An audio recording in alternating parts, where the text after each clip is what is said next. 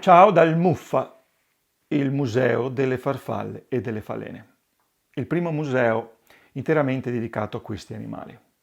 Siamo nella Casa delle Farfalle di Bordano. Quale luogo migliore per realizzare un museo di questo tipo? Alle mie spalle vedete ci sono tante scatole dove sono contenuti tanti esemplari di specie per lo più tropicali. Qua alla Casa delle Farfalle a volte nascono degli esemplari che in natura è difficile trovare, perché sono esemplari aberranti, esemplari che possono avere delle anomalie, malformazioni, mutazioni. Normalmente ovviamente questi esemplari non sono vitali o comunque durano poco in natura. Non è un caso che una farfalla possa fare centinaia, a volte migliaia di uova, perché solo una piccola parte poi sarà in grado di sopravvivere nell'ambiente naturale.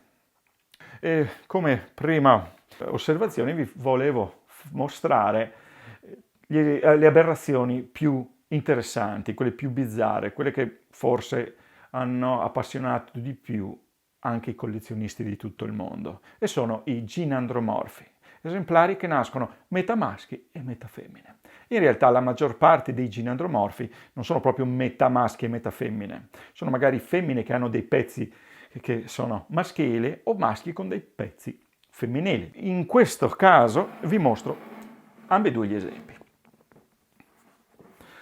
Qui abbiamo 4 esemplari di ginandromorfi. Il primo, che potete vedere qua sulla sinistra, è un esemplare di Antherea yamamai, una falena asiatica che adesso si è naturalizzata anche in Italia, a Bordano. Qua ogni estate ne osserviamo diversi esemplari perché è stata introdotta per produrre la seta.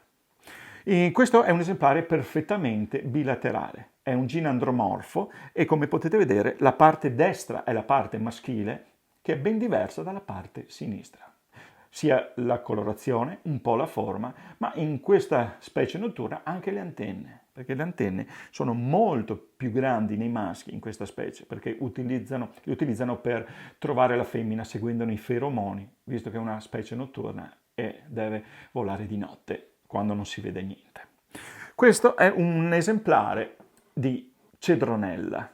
È un esemplare di una specie diurna. La cedronella è un parente della cavolaia. In questo esemplare perfettamente bilaterale potete vedere che la parte destra ha un colore molto vistoso, il tipico colore maschile, mentre la parte sinistra è la parte femminile. Anche questo, in questo caso, un perfetto ginandromorfo bilaterale. Questo invece è un esemplare di morfo, una morfo deidamia, originaria del Perù.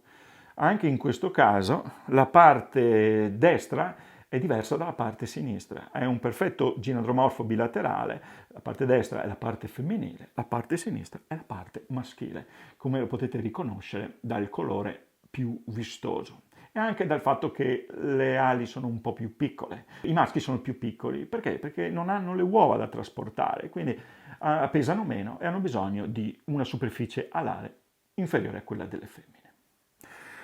Non tutti i ginandromorfi però sono bilaterali, anzi la maggior parte degli esemplari ginandromorfi nasce solo con delle piccole aree del sesso opposto e vengono chiamati ginandromorfi a mosaico.